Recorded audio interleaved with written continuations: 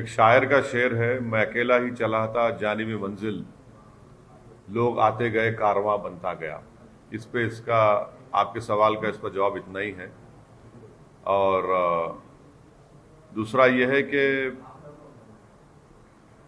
इस पर एक मौजू वक्त पर मैं इसका जवाब दूंगा। देखिए,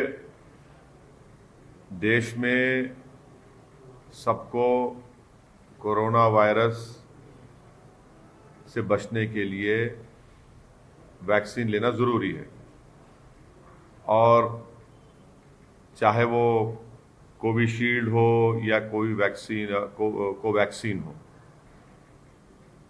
प्रधानमंत्री ने लिया और लेकर देश को ये बताया कि सबको वैक्सीन लेना है। मेरा मोदी सरकार से एक सवाल है कि जर्मनी की सरकार ने ये कहा है कि जो कोविशील्ड है, जिसको ऑक्सफर्ड एस्ट्राजेनेका बनाती है और जिसका इख्तियार उन्होंने यहाँ पर सीरम को दिया है, तो जर्मनी में और उनका जो पब्लिश डेटा है वैक्सीन साइट पर एस्ट्राजेनेका का, वो ये कहता है कि वो वैक्सीन 18 से 64 ईयर्स के लोगों के लिए अच्छा है। 64 के ऊपर जो लोगों के लिए उतना इफेक्टिव नहीं है।